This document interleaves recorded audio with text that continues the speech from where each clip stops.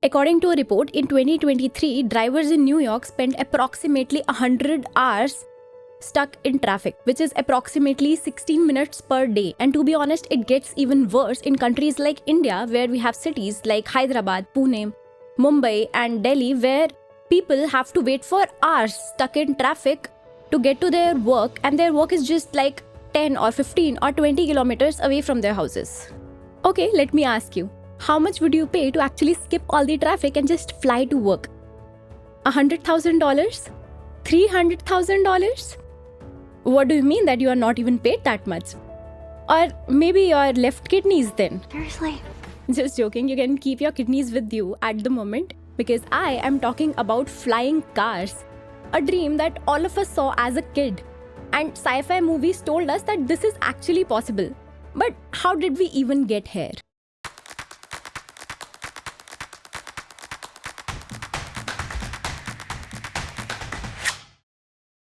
Okay, let's rewind for a second. Remember that Ford Anglia in Harry Potter that casually soared over Hogwarts?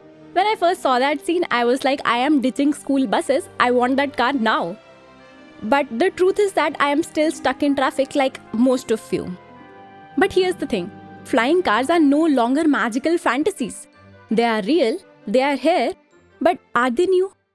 Okay, let's take a quick trip back in time. The idea of flying cars is more than a century old. In 1917, a guy named Glenn Curtis actually made something known as an autoplane.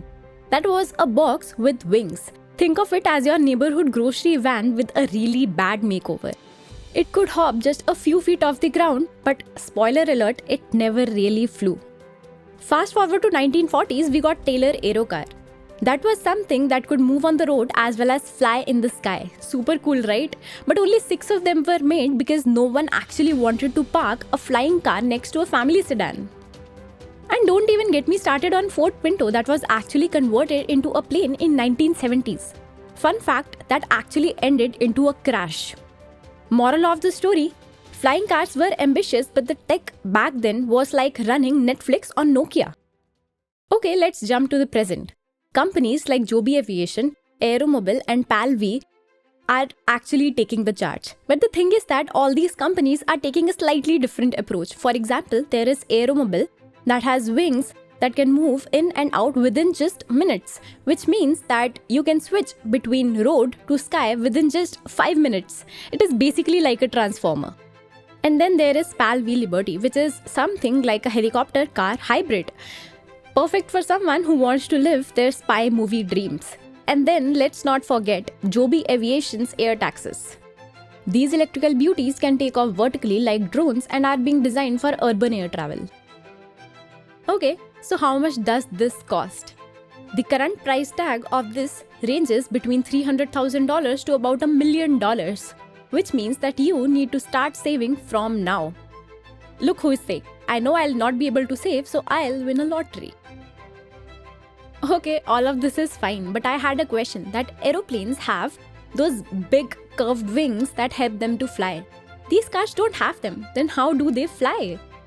Basically, these cars rely on rotors or propellers that actually help push the air downward, that helps lift the aircraft upward.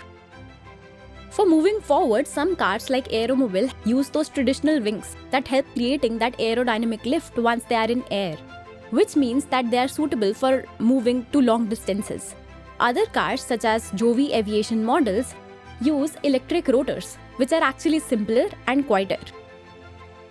And if you are thinking that aren't these heavy, let me tell you, the weight of flying cars actually ranges somewhere between 500 to 1500 kilograms, which is actually lighter than your normal aeroplane, but it is heavier than your SUV. Engineers are using materials such as carbon fibers and titanium, which protects the car from any kind of stress during the flight, but it also keeps it light. Pretty neat, right? And of course, don't worry about the shape, these cars are actually aerodynamic. Think of them as a love child of a high-tech car and a helicopter. So, what will getting into such a car look like? You walk towards a sleek futuristic vehicle and your heart skips a beat. Its design is unlike anything you have ever seen on the road. Smooth curves, sharp lines, and maybe folding wings or rotors. As the door slides or lifts open, you feel a mix of curiosity and thrill. The cabin gleams with high-tech interfaces and luxurious seats. This isn't just a transportation. This feels like a spaceship on wheels. The seat molds perfectly to your body, giving you comfort while you take into those cockpit controls. Someone or the AI onboards explain you the basics. This is how we take off, here's how to fasten your seatbelts. And relax, the autopilot does most of the work. It sounds reassuring, but your palms are slightly sweaty. After all, it isn't your everyday drive. The car begins to hum softly as it powers up. The world around you seems to pause. Then, with a gentle lift, the ground starts slipping away, and you feel that adrenaline rush. You get a bird's eye perspective of the city or the countryside. And to be honest, the ride is actually smoother than you expected. So what does the future look like?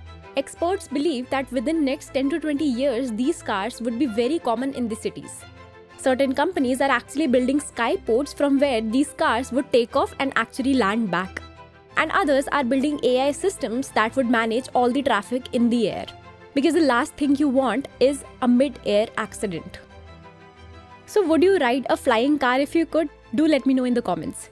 This was all about this video. Do let me know how do you feel about the same. We'll meet you in the next video with another optimistic science and tech story. Thanks for watching. Till then, bye-bye.